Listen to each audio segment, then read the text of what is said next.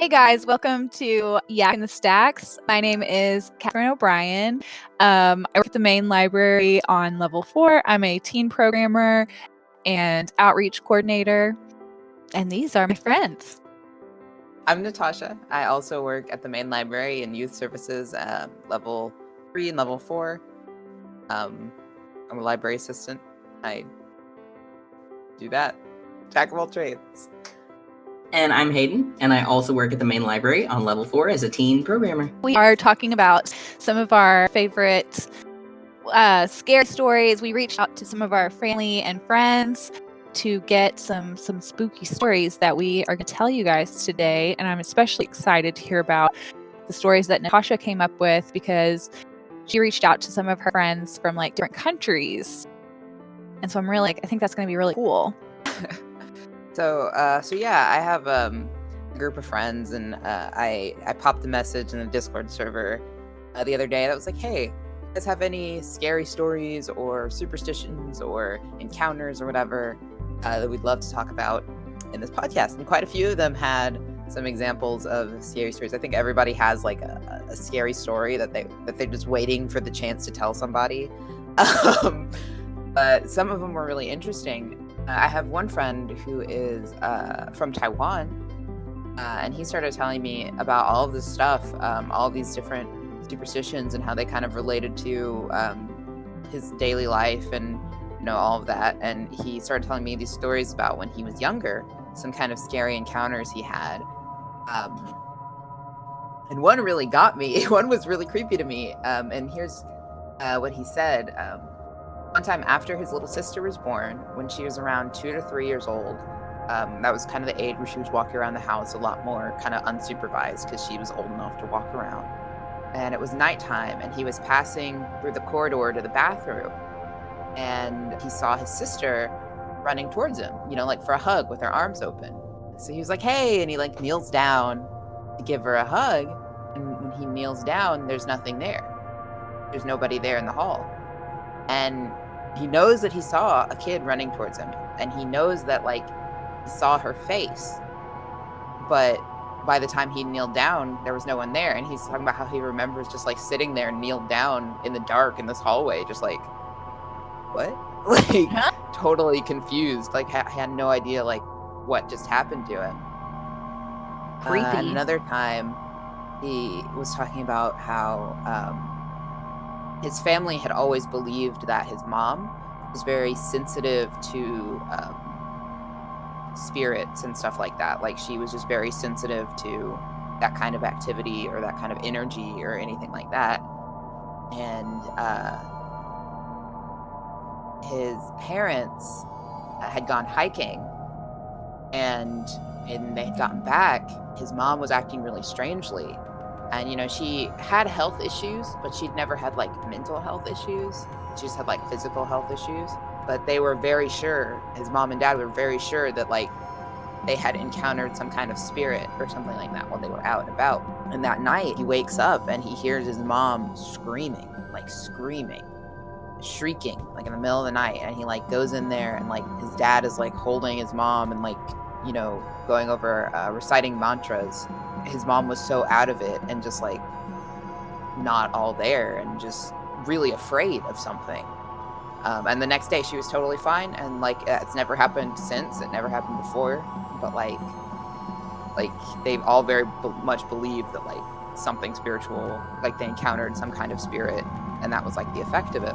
And he goes on to tell me after we're kind of talking about it for a bit, he goes on to tell me about some different like superstitions, kind of where he's from and where he grew up, that I found really interesting.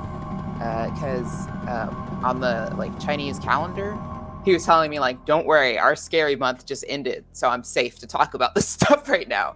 Because on their calendar, from August to September, there's like a month that's like the ghost month, where like spirits can come like between the worlds, and they come to feed, they come to eat. So they put like food and stuff out for like spirits and for their ancestors and stuff like that. So like during that month, like kind of the idea is like the door to the other worlds is open, and like they're able to communicate with these spirits. And some of these traditions are really interesting. He told me one thing is when you're going on the mountains, you have to use a nickname when you're talking to people, because you don't want and he called them your good brothers, which is a term for ghosts. So you don't want your good brothers to know your name. It says, That's or creepy. he says, if you somehow get called by your real name, or if someone taps your shoulder and says your real name, do not turn around, because that's them tagging the next person to trap on the mountain. He also told me that another tradition where he's from is, so during this month, they put food out for the spirits and all that stuff. And how like the spirits know that it's for them, basically, is that like they put the incense in the food and like burn incense in the food. And so when you're eating with chopsticks, you're never supposed to put your chopsticks straight down into the food, like this. Because if you do, it's like the ghost, it looks like incense sticking out of like the rice or the noodles, and the spirits might think that this is food for them that you're eating, and you're not supposed to eat the food that's left out for the spirits. It's bad luck, and you can get like haunted, and the ghost can come and like curse you and mess with you and stuff like that. And that made me think a little bit of Spirited Away, and I wondered if like that lore is kind of based on that, you know what I mean? Because parents in Spirited Away, if you haven't seen it, you should see it. It's a very good movie. The parents in Spirited Away, they got cursed because they ate all of this food that was for spirits. And so I'm kind of wondering if that's like the same kind of vein of mythology. That was just one of the stories from one of my friends, and some of the associated mythology I thought was really interesting. That is super cool. I think it's really interesting about the chopsticks. Like I would have never known that. So that's really cool. And the little sister thing creeps me out because I had a little sister, and I do still have a little sister. Nothing happened to her. She's still around. But I remember my little sister would sleepwalk, and there were several times growing up that I would like find my little sister doing super creepy things. And she was just sleepwalking. Like she had a full size, like a huge dollhouse. My two younger sisters had a big giant dollhouse, like that took up half Two the little wall. girls, big dollhouse. That sounds scary already. Yeah. So my little sister Erin, one time, just to jump in with like a quick little mini story. One time I went into her room because I could hear her like muttering and talking, and I was like, their room was at the end of a very long hallway in our house. So I like went from my room and like walked back down the hallway, and I could hear her like talking, but I couldn't understand what she was saying. I could just like hear muttering. And I go into the room, and they had bunk beds. And on the opposite side of their bunk beds was the dollhouse. And I mean, my mom had got this dollhouse from like an antique store or like a thrift store or something. It had old like brass doll furniture in it, like a brass bathtub for dolls. Really old and creepy. Why? And also another weird thing my sister Erin always collected when she was a little girl, she collected porcelain dolls. What a creepy child. I know, it's amazing that she grew up to be just like a normal person. But she sounds like a horror movie kid. Yeah, she was. I have to tell her to listen to this episode. But she collected this dollhouse with all these like old-fashioned dollhouse furniture, and then she had like shelves that my mother had hung in her room with all of her porcelain dolls displayed on them. And so I went in there and I found my sister Erin like standing in front of the dollhouse with, her nightgown on and everything, just like standing there straight backed, just like muttering to herself. And I don't feel bad for this, but it's probably very unhealthy and bad for people who sleepwalk. But every time my sister would sleepwalk and I would find her doing something creepy, she was very small, and I've always been really tall. So I would like grab her by both of her shoulders and like shake her up and down, like I was trying to shake up like a milk carton. Like I was just like, what's happening? Like I was just like shaking her, violently shaking her awake. And she would like wake up and be like freaked out because, you know, you're not supposed to do that. You're supposed to like kindly lead them back to bed. And I'm just like, I would always like grab her by her shoulders and lift her up and shake her and be like, Erin! Like she'd wake up. Anyway, yeah, hilarious. But yeah, sleepwalking into that, like younger, like she did a lot of creepy stuff like that. It was scary. So Hayden, tell me a scary story. What a scary story do you have to share? Oh boy, I have a story to share that I never knew, which is interesting because it involves the house I grew up in. So you'd think that I would know a little something about it. Let me pull it up really quick. I reached out to my mom again. This is actually the house before I lived in the scary house. This is a completely different house than the house I was talking about last time that was horrible. One would think that I think something is going on with my family now that I've been looking back at all of this older stuff that's come back. I'm thinking something surely must be happening. I think maybe it might have something to do with some voodoo. And I'll see what you guys think at the end of this. My mom tells me that in our old house where I grew up, my dad also grew up. The room that ended up being my sibling's bedroom was my dad's old bedroom, and it had a really small closet in it. And the house was really old, and stuff was kind of falling apart sometimes here and there. And the light in the tiny closet didn't work. And the whole family knew that the light didn't work, and so they had to use a flashlight whenever they needed to go in there and get anything, and it was really annoying. One day, my grandma convinced my grandpa to finally fix the light so that they could go in the closet and retrieve things without having to use a flashlight. Because that would be really obnoxious. Before cell phones, like you have to actually go find a flashlight. That's super annoying. He took all his tools in there and he replaced the fixture and tried new bulbs, and nothing worked. It was not going to function, and he couldn't understand what was going on, so he gave up. About 2 hours after that, my uncle, who was young at the time, came running out of the room screaming that the light was on in the closet, which is kind of creepy by itself. And my grandpa thought there might be a short fuse or something, so he went in there to look. And he was horrified to see, hanging from the pull chain for the light, a tiny wooden skull that was not there when he had tried to fix the light previously. It was not there whenever anybody went into the closet with flashlights. And it scared him so badly that he pulled it off and stomped on it on the ground and broke it. Oh no. And after that, they didn't use the room anymore. The closet freaked out the whole family from that time on until the late 80s when the closet was reopened up to enlarge the bathroom. Nobody used the bedroom anymore. So my dad and my uncle shared a bedroom because they were both too scared to be in that room with the closet. And their parents were usually pretty strict and not, like that kind of stuff didn't bother my grandparents. They were very Southern, you'll do what I tell you kind of parents. They weren't gonna let something like that sway them. But they were both freaked out enough to not make their children stay in that bedroom anymore for their whole childhood, like the whole thing.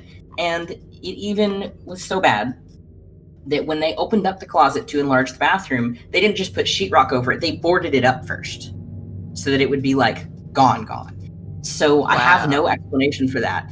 No explanation. I would think that by now, if somebody had put it on there, they would have fessed up. It's been like 30 years, maybe longer. So I have no idea. In the same house, which I'm starting to think something was going on with that house or just with my family in general, my grandma was babysitting my cousin in the house. And my cousin was a toddler, like really, really little. And she said that she was holding my cousin kind of in where she's facing her, like you do with little toddlers. And so my cousin's looking behind her, which already would freak me out. Creeps me out. And she kept looking into the hallway and acting scared. And that nobody else was home, just the two of them, just my grandma and my cousin. And she kept watching her and wondering what she was seeing behind her. Well, eventually my cousin started screaming and looking horrified and pointing towards the hallway. And my grandma did not even turn around. She took the baby and she ran. And she did not turn back around to look what was in the hallway. They just ran out of the house and didn't come back until much later. She never found out. I wouldn't either. We talked about this last time, but like, I just don't want to see it. I don't want to see it. Nope. If you're scary and you're in my house and you're a ghost or a monster or whatever, like, you stay out of my way, I'll stay out of yours. You can stay. I just don't ever want to see you because that was very, very scary. Like, yeah, I would want to. I wouldn't want to see it either. I asked my mom about it because I was like, "How did I live in this house my whole life?" And that was my sibling's bedroom, and you just never told me this. And she was like, "Well, I wouldn't want you to be afraid of the house we grew up in. Like, I wouldn't want you to be scared to live there when you were a kid." And I'm like, "Okay, now I'm scared. Like, that's really scary." So between all of the things that have happened at this new house and all the things that happened back then, I feel like there's some kind of like a little wooden skull. I don't know, that feels voodoo to me. Like, I'm not into voodoo, but that feels like voodoo to me. So if we have any listeners that know anything about that, I'd be very intrigued to hear. If there's anybody listening from, down in Louisiana and they might know something about a little wooden skull, let me know. Let me know in the comments. Message one of the level 4 pages. Tell me what's up, because I want to know now. What does the skull mean? Where did it come from and where did it go? Crazy. Why was it there? Why was it there? Cotton Eye Joe. That's the next line. Exactly. Why was it there, Cotton Eye Joe? But yeah, that's all I got. I thought it was very terrifying. It is really scary. I mean, that's weird. Yeah, that is definitely weird. You guys want to hear another one from my friend server? Oh, heck yeah. So this one is less like superstitious and more just plain creepy.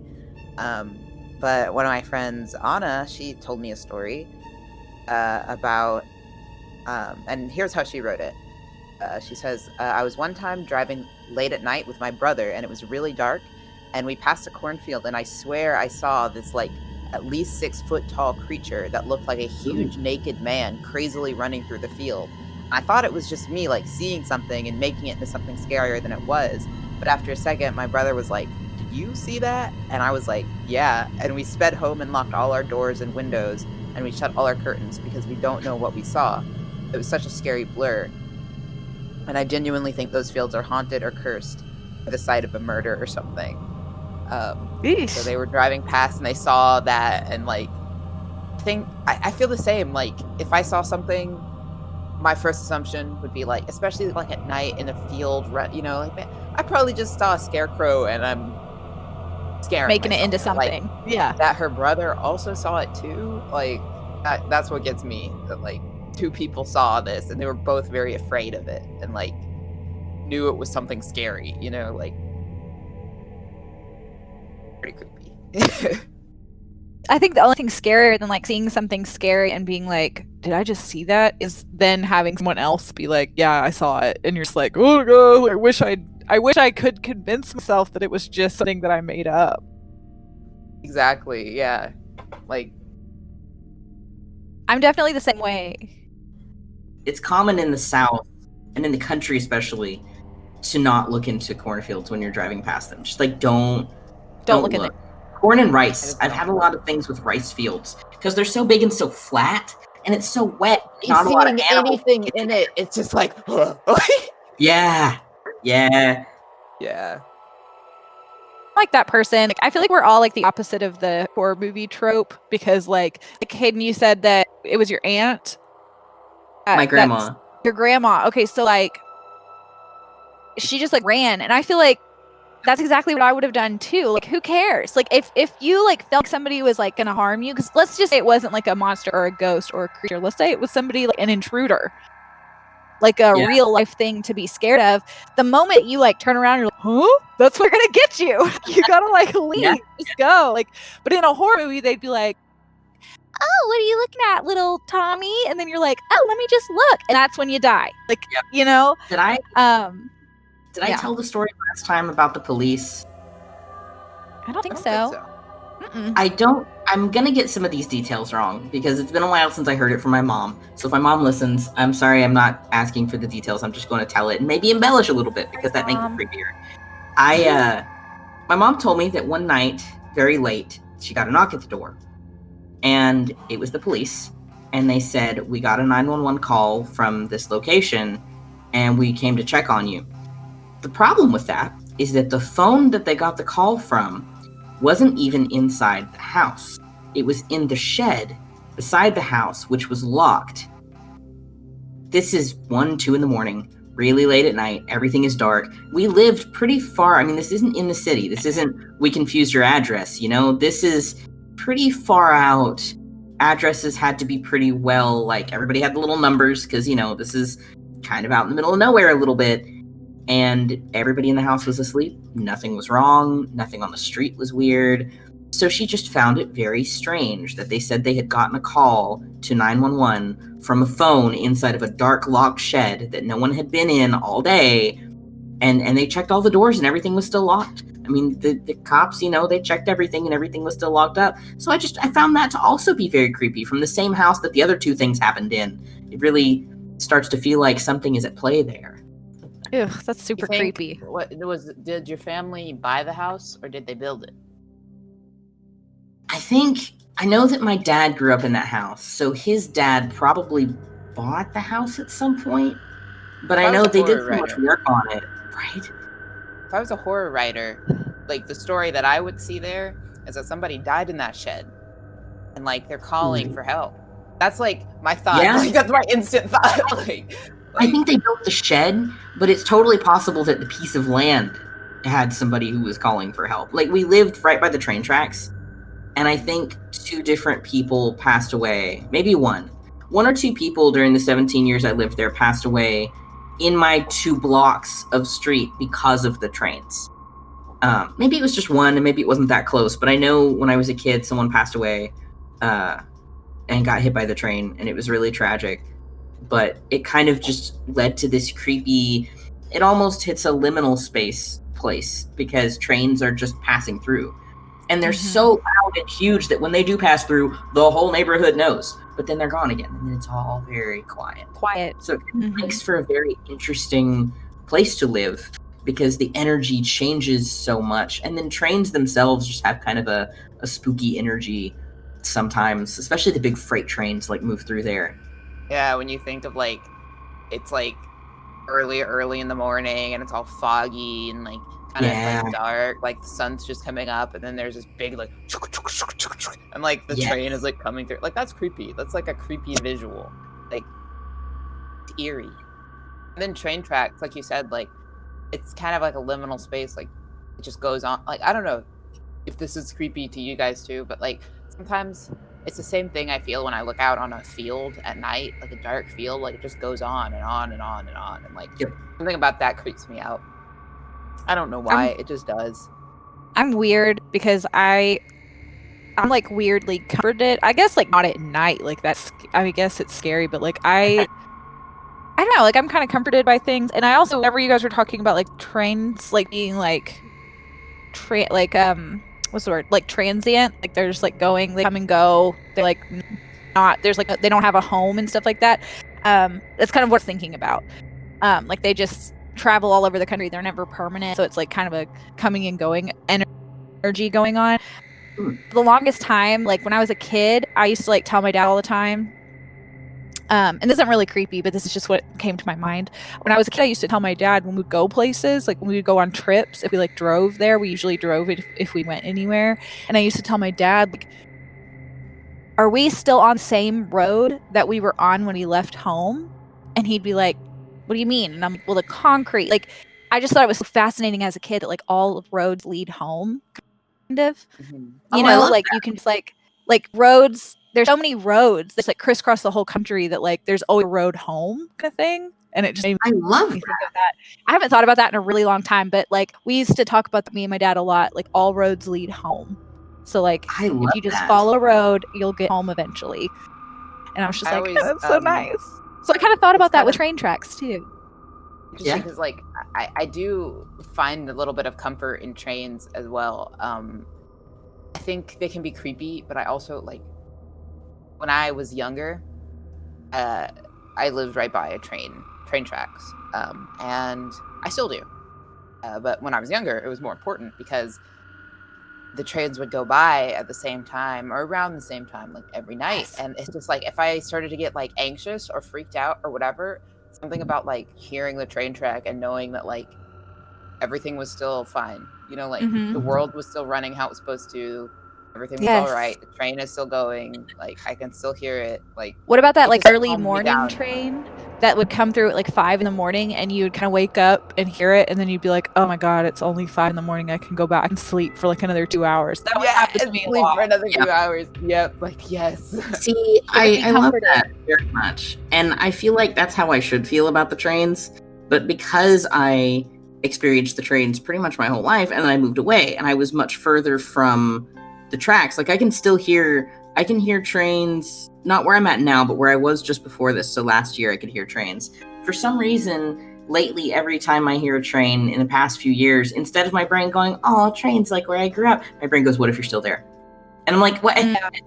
Why do you do that to me? And it's like, what if you are still in that bed and you're just going to wake up and all this last 10 years will have been a dream? And I'm like, oh God, please don't do man. that. That'd be horrible. What twist.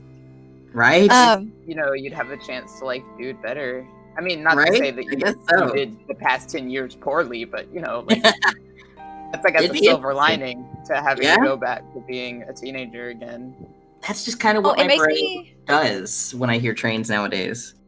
it makes me think that it reminds me of like how scary things like things being scary or things having a negative annotation to them really is like a personal and biased thing. Like Yeah. somebody who might think like, oh, I don't know, somebody who might be like, trains are really creepy to me. Like I can like see a train and it's just it's creepy. Like it gives me a creepy vibe. But then if somebody else are like, oh, trains like lull me to sleep. Like, you want to put me to sleep? Put me next to a train. I'll pass out. You know what I mean? Or like some people will be like, some people love to go and like explore cemeteries, but to other people, cemeteries are like a really creepy thing. Reminds me of that quote that I can't remember who said it. I wish I could. I know it's a famous person. Oh, God, I wish I could remember. It's the quote that's like, what is chaos? What's normal for the spider is chaos for the fly. Chaos for the fly. Yeah. I don't know who said that. It's kind of like, I want to say it was like famous scary person, like Stephen King or something, but I don't think it was actually Stephen King. I think it was somebody else. But anyway, yeah, it reminds me of that. Well, I will tell my story. My story is from my dad. I think I may have already told you guys the story, but our listeners haven't heard it. Obviously, it's like they're all my friends. But hey guys.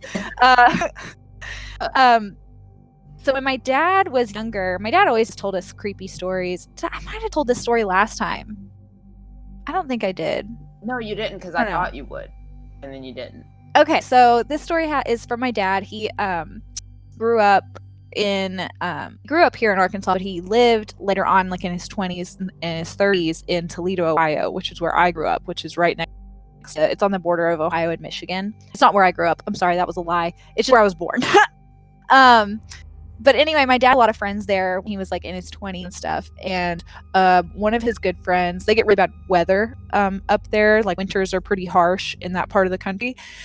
And a lot of people actually freeze to death. It's like really a common way to die, especially if you're like a young person and you're, drinking or anything like that. You could, potentially get drunk, wander off, pass out somewhere and freeze to death. It was like not uncommon.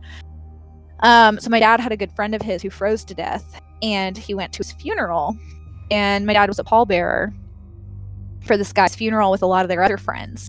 And at the funeral, he knew everybody. Like he knew everyone there. There was not an unfamiliar face. And after the funeral, they got the casket loaded into the hearse, and they were about to leave to go to the gravesite. My dad walked back into the funeral home and was walking forward to meet a group of his friends who were kind of gathered there in the middle of the room.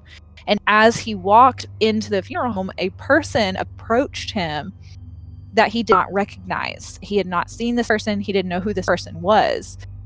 And I mean, my dad knew this guy's whole family. His whole extended family was from Toledo. He knew them. There was no one there that like he didn't know. So this weird, and the person walked right up to him, put their hand on his shoulder and said, "Great job, Jeff," or like, "Good to see you, Jeff," something similar. Used his name, and then walked past, kept walking.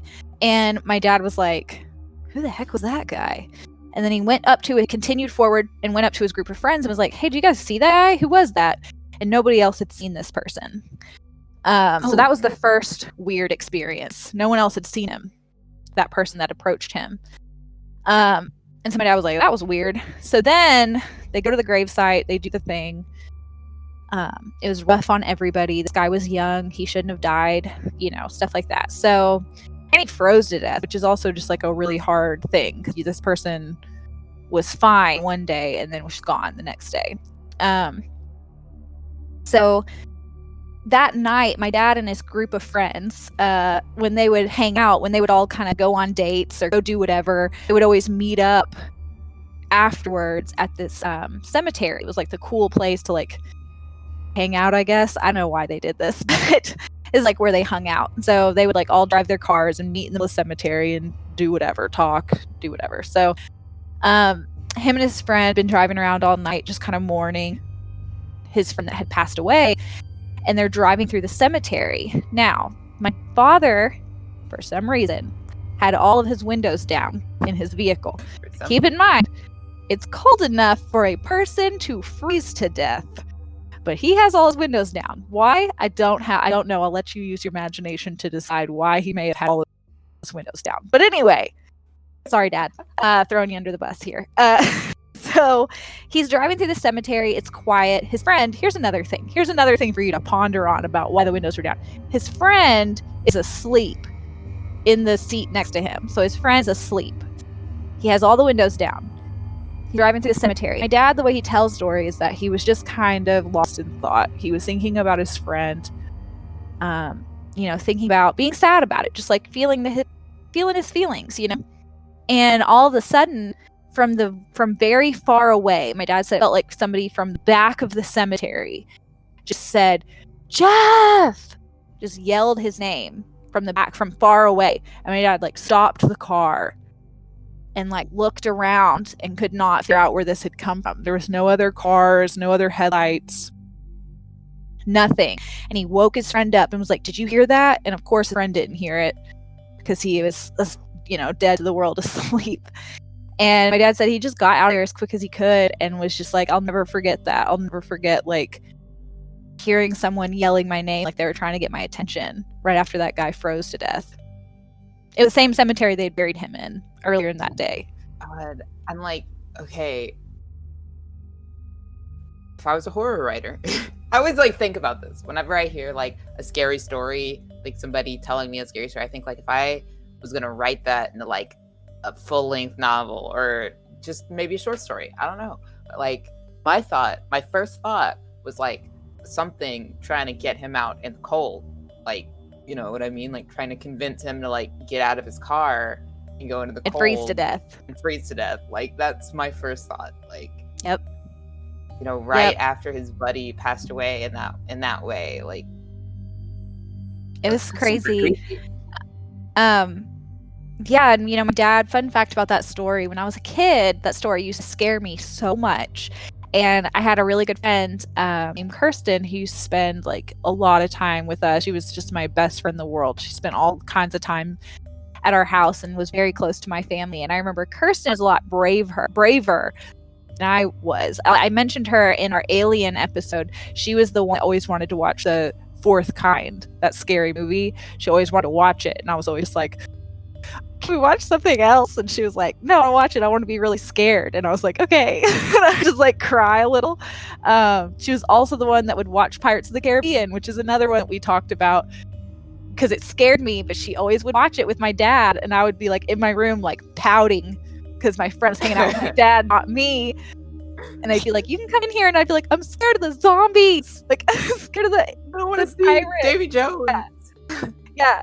So, but she would love to hear that story. I can remember very vividly sitting on the couch and Kirsten asking my dad, like, "Mr. Jeff, will you tell us the story about your friend who froze to death?" And I'd be like, "I'm going to my room. I hate it."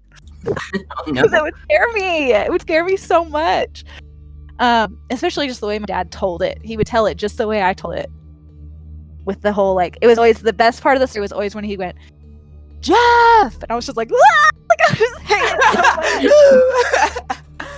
it. Yeah. Oh, that's scary though. Yeah, it was really scary. Another really interesting scary story that I heard recently. This is like a scary story and also like a kind of funny story. And this is not my own. I watched this. I watched like a I don't know. I fell in some YouTube rabbit hole somewhere, but this really happened. One time, there was this woman who was receiving phone calls. She was receiving like hang-up calls, and it was like driving her crazy. Like, she was getting listen to this. She was getting a hang-up call to her house phone. This was like back when cell phones weren't a thing. You only had your house phone, and your house phone does not have like, if your house phone rings, it's gonna ring until you pick it up or until that person hangs up. Like, that's the way that house phones are. Our listeners might not know that, being from like the iPhone generation, but house phones work like early house phones from like the 70s. That phone will ring and ring and ring and ring and ring until if you have a voicemail, like a voicemail thing, that'll eventually pick up. But if you don't have a voicemail thing, like, dude, the phone will ring for a really long time until you either pick it up or until that person hangs up. So this woman was receiving calls every 15 minutes. She was receiving a call. And it was like, she said she would pick up the phone, she would hear a sound that sounded like a whooshing, like hair or straw, like on the receiver, and then it would hang up. She said she heard like a whoosh, and then a noise, like a rubbing noise, and then it would hang up. And she said she was getting these calls every 15 minutes. This put this woman through so much. Like, she was just losing her mind. And like, she had called the police, she had done everything. Nobody could figure out what was going on. It just took so long. So eventually, after this had been gone, I mean, she had several mental breaks. I don't know why she didn't just change her phone number. That wasn't mentioned. But she was just like having a hard time. This was having a huge effect on her.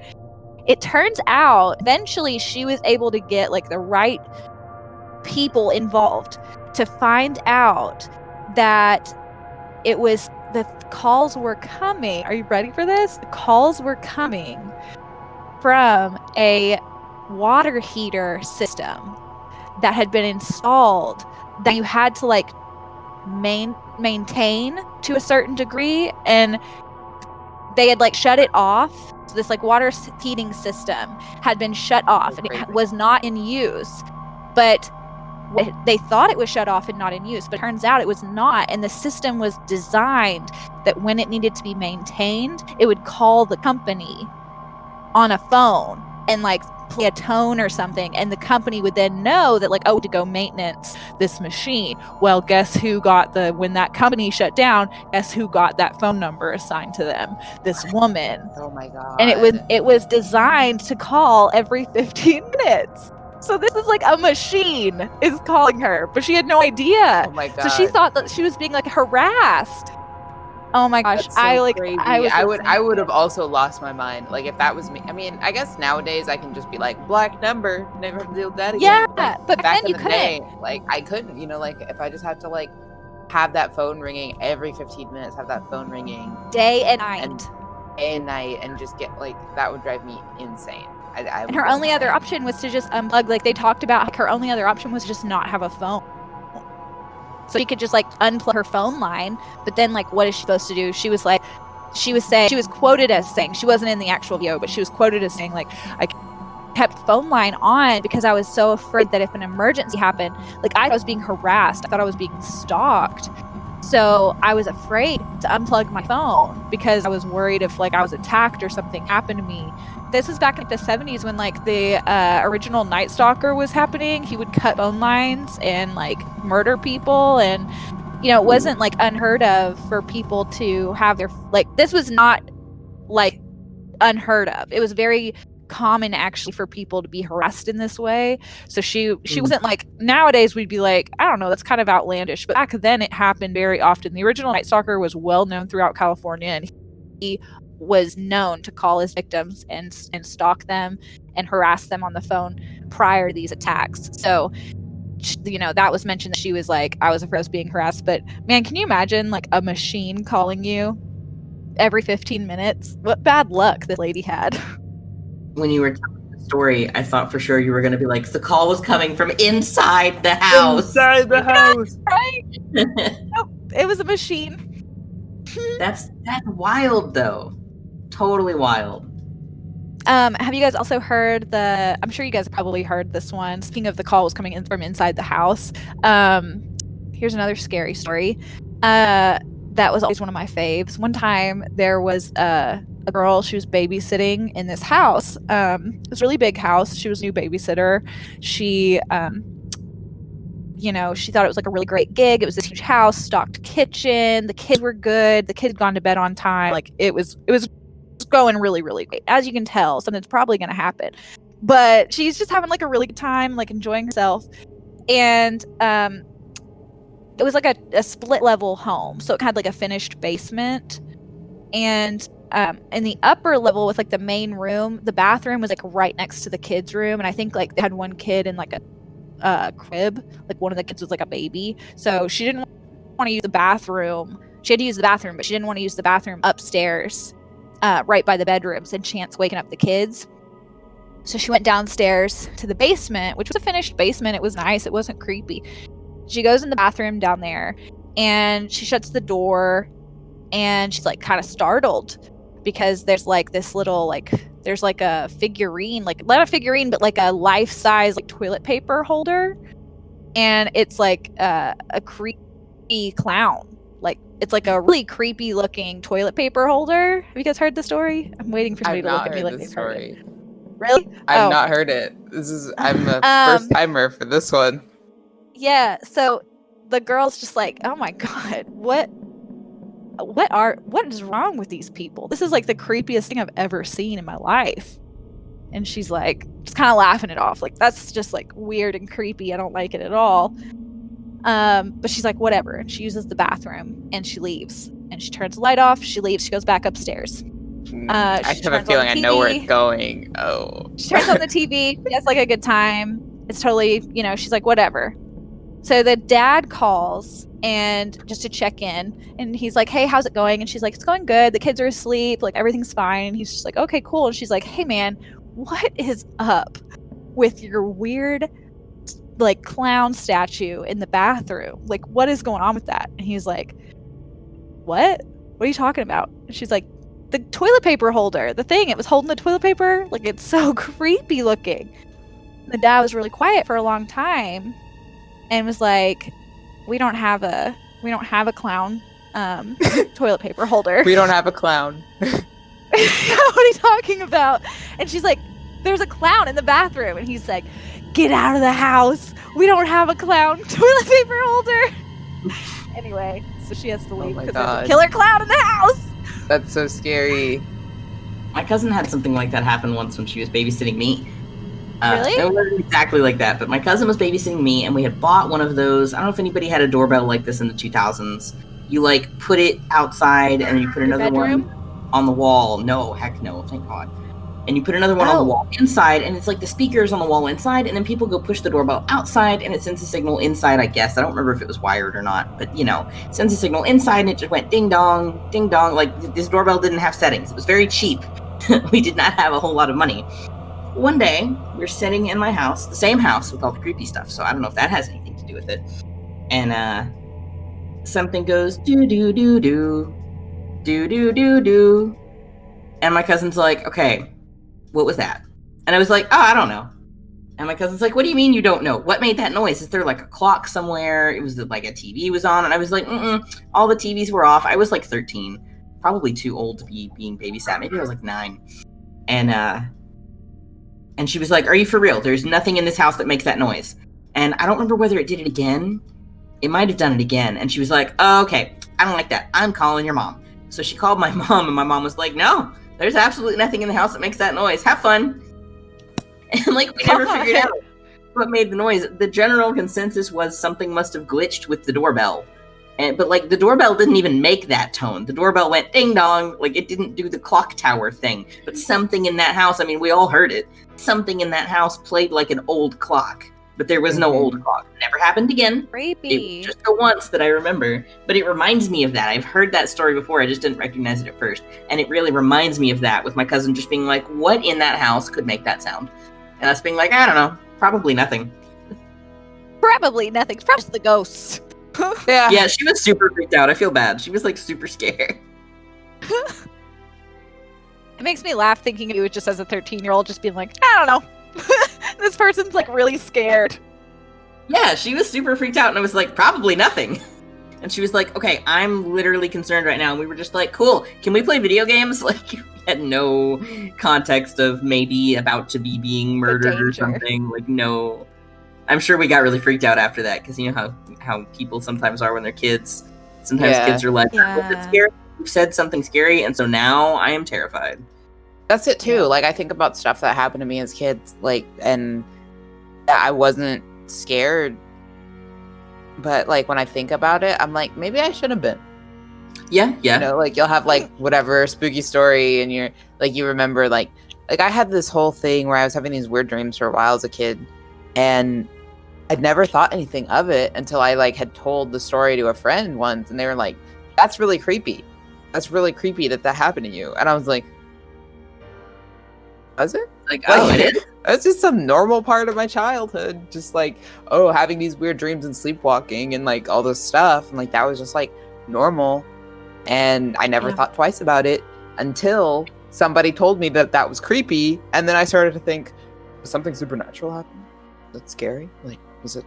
Yeah, I think a lot of people who have sleep paralysis, like, it comes, like, creepy things that happen become normal. And you're like, and you tell somebody and they're like, wait, what? And you're like, yeah, I see people with my eyes open, but I can't move. And then when I wake up, they just, like, they calmly leave. They don't just disappear, like, they leave through the door. And then they're like, what? Yeah. You're like, oh, never mind. I mean, I just dream about falling sometimes. Like, you know? Yeah. Like, I feel like it's kind of the same. Like, I've had a lot of really weird experiences because I have such weird, sleep paralysis when I was younger, sleepwalking when I was younger, like stuff like that, like I would have like auditory and visual hallucinations. Like, this was stuff I knew it was fake and it was scary while it was happening, but like once I was awake, like my sleep paralysis demon did not affect me anymore because I was like awake now and I was totally desensitized to it. So it's kind of like, I think about stuff like that and it's just harder for me to like, I think, and that's why I think stories where the other person like sees it too is scarier to me, because then it's real. Like, because with me, if I see something, I'm like, I don't trust that. Maybe I'm just having a moment, maybe I'm just having a little insane person moment. I also think what people don't realize about sleep paralysis is that, like, okay, so imagine you're a person who never has sleep paralysis, has never experienced it, has a hard time understanding. Let me put it in perspective for you, at least for me. And Natasha, tell me if you have a different perspective. But for me, the way that I help people understand what it's like is like, if you're just a normative sleep person, okay? And you wake up from a dream, like you had a scary dream and you wake up, okay? The majority of the time, there are special circumstances, but the majority of the time when you wake up from a dream, you are immediately aware that you were dreaming. There's a clear, like, understanding where you're like, now I'm awake, I was asleep. That was a dream, and now I'm relieved that I'm awake and that wasn't real. You might still be a little freaked out. There's like a clear line between like that was a dream and this is awake. Most of the time, like I said, there are special circumstances. But that's sort of what sleep paralysis is. Like, it's terrifying while it's happening. And you're like, fear real, because I'm genuinely seeing, I just had a sleep paralysis episode the other day. Well, it wasn't really, I don't know if it was sleep paralysis or if it was like just a bad dream, but I did see something. I dreamt that there was like a woman on my ceiling. And as I was like having that experience, it was terrifying. But when it felt like I woke up, just because my eyes are open and I'm like laying there, I'm still like feeling like I'm dreaming because my brain is still dreaming. But when you come out of that, when you come out of your sleep paralysis, there's like a clear difference in like how you feel. You feel like you're awake most of the time. So like, I don't know, Natasha, would you say that's sort of how it feels? Like, you can tell that was a dream. Yeah, definitely. Like, when I have, and as I've gotten older, I've had less and less like sleep paralysis episodes. A lot of people I know who have experienced sleep paralysis, it's something that has gotten better as they've gotten older. So if you're somebody who's very young who has a lot of sleep paralysis episodes, hold on, it'll probably get easier. Good news, you'll get them less and less as you get older. Yep. But that was always it. Like, while I was having the episode, it felt very real.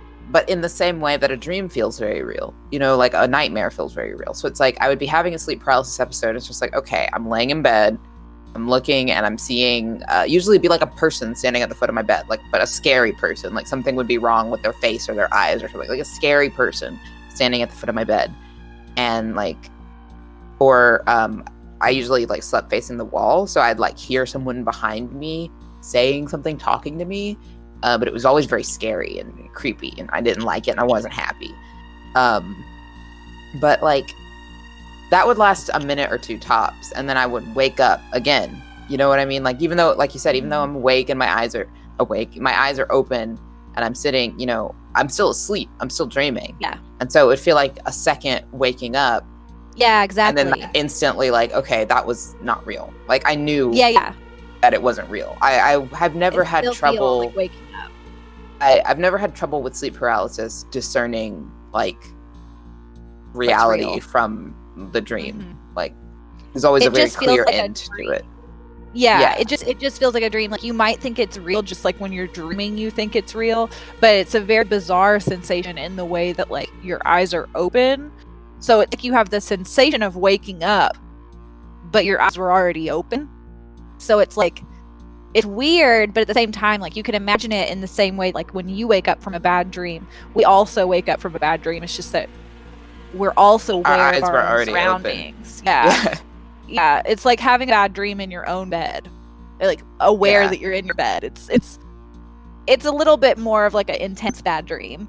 Like the lady on the ceiling the other day was really creeping me out. And then you think to yourself, Natasha and I had this conversation on Wednesday. You think to yourself, like, I've never even seen a scary movie. Like I haven't even watched a scary movie recently with some random woman on the ceiling. Like where'd I even get that? That's just straight from Catherine's noggin of horrors. Okay, I just made that up to Made hurt that myself. right I up. would like to have a T-shirt that says Catherine's noggin of horrors. I think I will We design just, like, one. publish I will those, give it yeah. to you. If We you all guys wear want them. stickers that say Catherine's noggin of horror, and we need a sticker that says Brain Boat. Mind Oh, I boat. want the Mind Boat. I want the Mind Mind Boat sticker so bad. Yeah. I'm gonna Okay, do this. We're gonna work I on know. that. Ride on a take a mind boat voyage. That's what every episode Voyage. is. Yeah. Let's take a trip with the Mind Boat into Cat. Yeah, into Catherine's noggin of horror. That's this month. That's this month on Yak and the Stacks. Yeah. Taking a mind Catherine- boat voyage into Catherine's noggin of horrors. That's what it is. I'm here for it. Right. Okay, so I want to think of one more scary story before we close on out. But I'm trying to think of some of my favorites. I can tell a story. My last one will actually be another one that's featured. I think I spoke a little bit about this in another episode. In October, I will be releasing the Teen Scary Storytime. If you want to see Miss Catherine dressed up like a scary old lady, definitely check those out because I do that. But I'm going to tell a quick story, one of my favorites that I did for that story time. So spoiler alert, I'm going to ruin one of those stories for you, or at least tell it here, and then you can go watch it be told in costume. It's called The Guest. This is actually taken from the Scary Stories to Tell in the Dark by Alvin Schwartz book, which was one of my favorites as a kid. I read it all the time. I swear I'm going to get a tattoo of one of the designs, like one of the characters, because I just love it. That's cool. But okay, so it would be really neat, I think. But also I feel like it would be stealing. Like I feel like I need to get permission. But anyway, one day I'll have to reach out to Alvin and be like, hey, can I get some of your stuff tattooed on me? So The Guest. So basically this couple decides that they're going to go visit family. So they go out, they take a road trip to a couple states to go visit family. They're kind of out in the middle of nowhere. If you've ever traveled between states, there's a lot of like interstate that's just like empty. A lot of those fields that we were talking about, it's just there's not a lot out there. And so they tried to leave early enough to make it to their family's house before dark, but they didn't quite make it. They left a little too late. And so they're like, crap, we really need to find somewhere safe for the night. And they see this old house that's like in this, area. And they're like, well, keep in mind, this is like before now where we had all the apps and all the maps and everything else on your phone. Like this is where that they didn't have that. So they're like, I guess we'll stop this house. It looks like maybe it might be like a bed and breakfast or something. So they stop there. They're like, we're going to see if they'll let us get a room for the night here. So they go up and they knock on the door, and there's these two elderly people, this elderly couple opens the door and is like, yeah, we're not a bed and breakfast, but you can stay here for the night. So they go in, and it's just sort of like uncomfortable. The house is really cluttered. There's stuff everywhere. The air is really stale. It just looks like nobody's like come in here for a really long time. They're kind of like, it's either this or the car, so we're gonna stay. So they give them some coffee. The coffee is gross, stale, old. Everything's just weird, and they don't like it, but they're like, whatever, we don't want to sleep in the car in the middle of nowhere, So they go to bed. The lady takes to their bedroom, and it's also like an old lady room, with like lace and like heart-shaped pillows. It's really creepy. You know what I'm talking about? Like those old lady heart-shaped pillows. Yeah. With the ruffles on the side. Yes, with the ruffles. Yeah, everything is just like weird, and it just smells musty. It smells almost metallic in there. Like they're like, what is going on? Like it somehow has the smell of like blood or something. Like it just smells weird and chemically. So they're like, hey, before we go to bed, like, can we pay you for staying here? Like we really want to pay you some money, whatever. And the old man is like, no, we won't accept any money. We just really enjoy the company. We haven't had anybody in a really long time. We've not seen anybody in years. And so they, are like, okay, no problem. They shut the light off, and they have really horrible night sleep. Like they don't sleep at all. It's just weird. It smells bad. The bed is lumpy. They're not having a good time. So next morning, they get up for their hosts, kind of on purpose because they don't really want to see them because they're weird. And they leave. Yeah, old people, So they leave. They're ready to leave the house because it's just gross in there. But they leave an envelope with some money in it on a table right by the front door, just to be nice. Like it was a horrible night, but at least those people were nice enough to let them stay. So they leave the house and they go to the next town over to get some breakfast, because it wasn't even really a town where they stopped. It was just a house. So they go to the next town and they get breakfast, and they're talking to the waiter. And they're like, yeah, man, we had the worst night. Like it was horrible. It's old people, like a couple miles down the road. It was like a giant house, and we stayed there overnight. It was really gross. The people were weird. And waiter is just like, wait, where? Where did you stay? Were the people like? And they're like describing them, like it was an old lady and her husband, and they were talking about how they hadn't seen anybody in a long time. Their house was just like full of crap, and like it was just kind of weird. And the waiter's like, I think you're talking about these people who regular here, but they aren't anymore. Like there was an incident, and they're like, what are you talking about? What kind of incident? And the waiter's like, oh, well, it's all the people they killed. They killed a lot of people. And or the husband and wife are like, huh? Like, what? And he's like, yeah, the police like traced it back to them, traced back all the bodies and the murders back to them. And like, instead of just giving themselves up, they just set their house on fire, and like it burned down. And like they burned with it. Like they refused to be taken into custody. God. Yeah. And so the kid, like the married couple is like, are you joking? And the waiter's like, no, dude, like they really died. Like they've been dead for like 30 years. Like this happened before I even started working here. It's like a local legend. And they're like, okay, I believe you. You know what I mean? They're like, we were just there. Like you have to be mistaken. So they pay their bill and they go back to the house. They're like, it was only a couple miles down the road. Like, let's just go back and make sure that we're not crazy. So the whole way there, they're like convincing themselves like, that guy's wrong. Like he doesn't know what he's talking about. Obviously we're talking about different places. They get back to the exact spot that this house was, and there's only like ruins. Like they get there, God.